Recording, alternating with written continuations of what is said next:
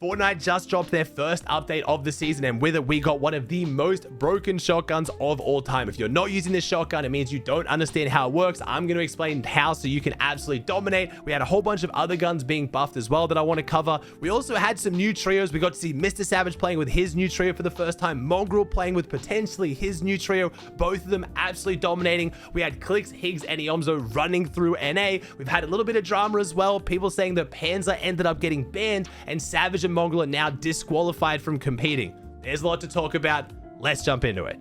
Let's kick off talking about the update. Now, when I woke up, I thought we we're gonna get some weapon nerfs and some buffs because the Star Wars weapons are insanely overpowered. But I guess Fortnite's mentality right now this season is if everything's overpowered, nothing's overpowered because they buffed all the guns. Every update they did made the guns stronger, and they added new guns that are extremely overpowered. This new shotgun is wild. So Fortnite status tweet out, the DL44 blaster pistol now deals slightly more damage and fires more precisely when you're aiming.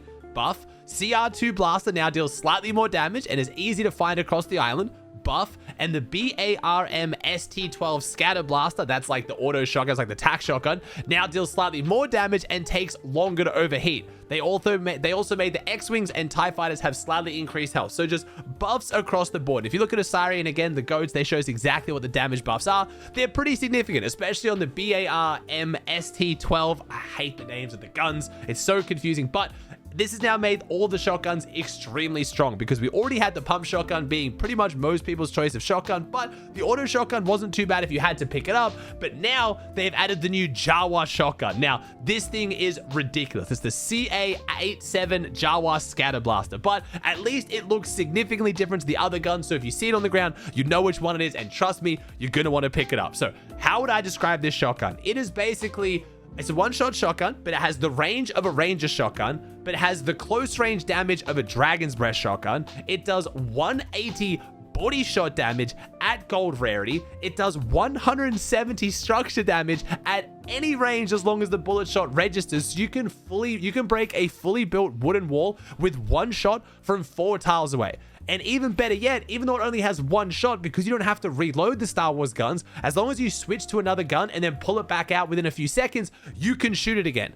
So you can do 180 body shot damage at ridiculous range and not even have to reload it. This shotgun is, in my opinion, and according to Muzz, again, if you don't trust my opinion, one of the greatest players in the game, one of, if not the strongest shotguns we've ever had in the game. In solos, without a doubt, in my mind, you should be running this. It is phenomenal. In trios, yes, the one shot can kind of mess you up a little bit, but I still think if you can play around it, if you can have a good weapon swap, like one of the SMGs or even the fast firing ARs, you don't need to have a shotgun that shoots more than one shot, because you can pull it out, hit your shot, finish them off, spray walls, get out, and then shoot it again. Also, if you have the medallion from the new the first order base, you will be able to shoot this even faster. It'll cool down even faster. It is just an absolutely all-round ridiculous gun. A lot of the pros, again, Clicks, Higgs, and Batman Boogle are absolutely dominating with this gun. Wait till I show you their stats from opens in a little bit in the eval cup. A lot of them were actually using it to phase in boxes with the structure damage, and then just using the SMG to beam people down because Clicks has the mythic SMG.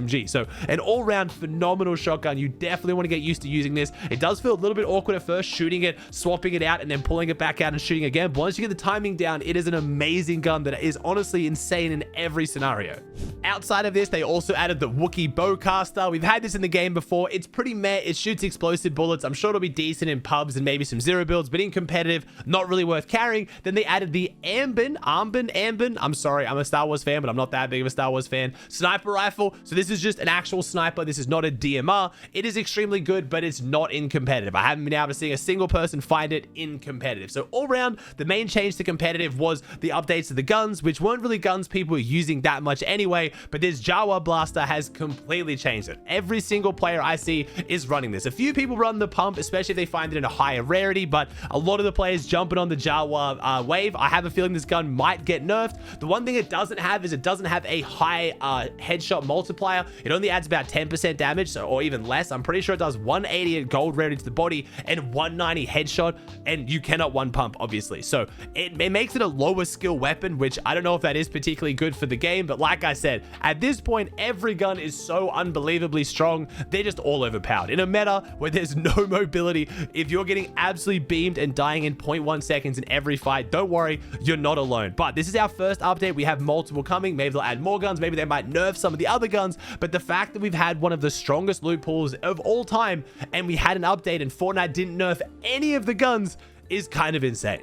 Now, this has nothing to do with competitive, and I'm getting a lot of people asking my opinion on the Darth Vader AI. Now, this one is crazy. James Earl Jones apparently gave permission for his voice to be used in ways like this, so I don't have to worry too much about that, but it is insane. The clip potential is hilarious. Some of the clips I've seen coming out of this is amazing. We had Darth Vader telling Clicks that he's coping about losing the last grands, and it wasn't Higgs's fault. It was his fault. We had Loserfruit making Darth Vader swear within the first 2 hours of the coming out. We've had Darth Vader literally saying slurs.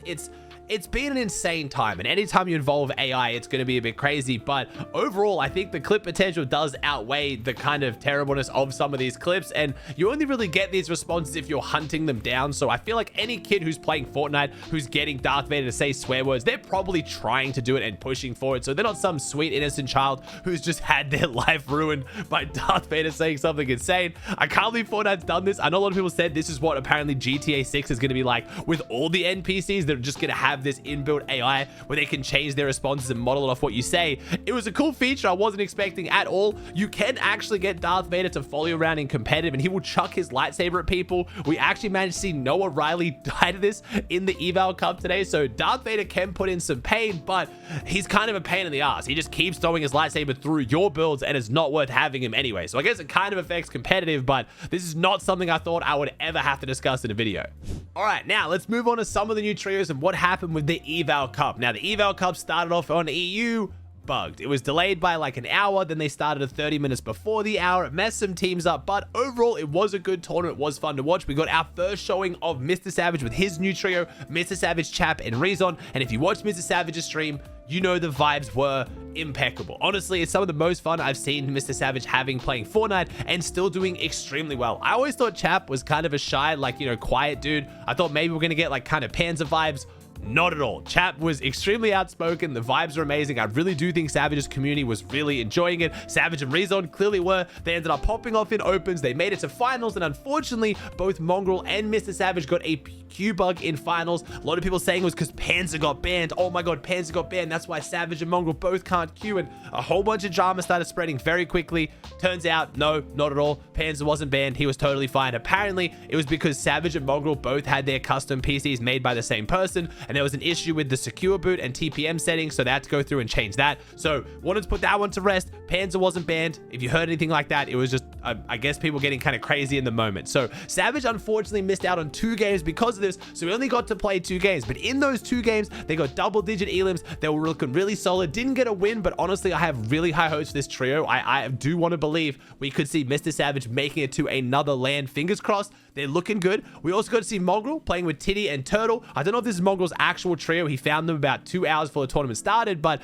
whether the team's vibes were good or not, Mongraal's vibes were amazing. Mongraal very clearly enjoying playing Fortnite, and he dominated. They made finals comfortably. They got a lot of points, did really well, made it to finals, didn't unfortunately get any wins in the finals. Again, they got a bit messed up, contested on spawn or teams dropping around them. They kept playing aggressive. They only got to play 3 games because of the bug with Mongraal, but overall, the main thing I saw was Mongraal seemed to be really enjoying Fortnite and playing really well. So 2 of my favorite teams, super happy to say they're looking good. Don't know if the Mongraal Titty Turtle trio is confirmed, but I know that Savage, Rezon, and Chap is 100% confirmed.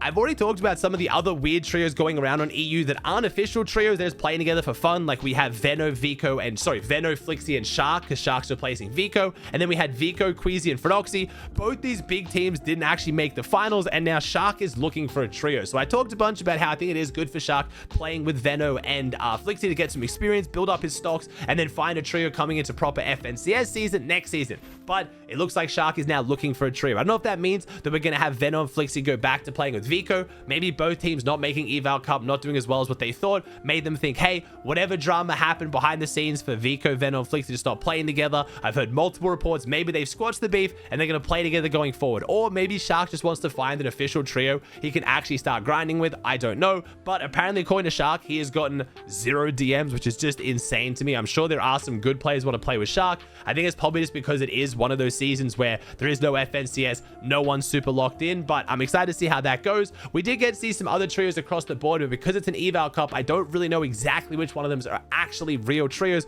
and which is playing together for fun. I don't want to include in a video unless I actually know. As for the 4 teams on EU that did get a win in finals, we had Chino, Pablo, and Bevies, Vanya, Pixie, and Marius, Wheat, Nefrizzi, and Ilusha, and Trulex, Teeny, and Skivvy. Now, Chap Savage and Rezon were the second highest placing team that didn't get a win just because of their 11 Elim 4th and 11 Elim 13th. Now, you're probably wondering why some of these teams are doing so well. One of the main factors for competitive right now is the 200 gold forecast that you can buy from Padme over near Lone Wolf. I've already talked about this. If you're dropping a North POI near Lone Wolf and you find one of those vaults on the ground, make sure you take that gold, go straight to Padme, get the forecast. It's insane, but only one player gets. Whoever buys the forecast is the only one who can see future zones. So make sure the IGL is the one picking that up. Now, moving on over to NA, I want to kick off with the opens because, like I said, Clicks, Higgs, and Iomzo are loving this new shotgun. It fits their playstyle so well. They got 454 points. They were over 120 points clear of second place with Veer. Absolutely dominating. It is worth pointing out, this tournament on NA was a little bit weird. We were missing a lot of big names. I didn't see Acorn play it. I didn't see Aegis play it. Peterbot didn't play it. Cole didn't play it. We had a whole bunch of really weird trios, and it seems like if you were a serious trio taking it serious like a tier 1 team, you were going to do really, really well. So Clicks dominated opens. Unfortunately, couldn't get too many of the wins in the finals. They did get 1 win in the finals. I say unfortunately just because Clicks, Higgs, and Iomzo in far more stacked lobbies than this have gotten more wins, but it looks like they were kind of limit testing the shotguns, playing very aggressive in the mid game in finals for a victory format. They did get 1 of the wins. We also had Virgo, Bolt, and Sphinx get another one. Again, I don't think that's an official trio. Right now, Kanata is in Korea for this whole season, so I think Virgo is just filling in there. We had Taki, Ishu, and Vert, who is a real trio, and then Scare, Edgy, and Chance also get a win with a 16 kill win for Edgy. So if you're wondering why that trio stuck together after not making grands, that is a good reason. Now, we did get to see some other potential new trios in the mix. We had Muzz, G-Money, and Rise. Maybe Muzz and Rise testing out another player for their third. We saw Rapid, Booga, and Craze. Again, I know there's been a lot of drama with Craze in the scene. I don't really know exactly what's going on there. I don't really like to touch on stuff that has so much personal drama around it, but Bucky and Okas did play with Curly. They did not play with usual Craze, so maybe that is the official trio. It is worth mentioning Curly, I don't think has split up with Reed and Cooper since they have their land spot. It was Reed's birthday, so he didn't end up playing, and I don't know why Cooper didn't play, but you're getting the vibes here. There's a lot of tier 1 and really good players on NA that decided to just not play. So I don't want to look at this Eval Cup too much for who's looking really good, because we've got a pretty goofy update during a pretty goofy season with a lot of teams and players not taking it that seriously.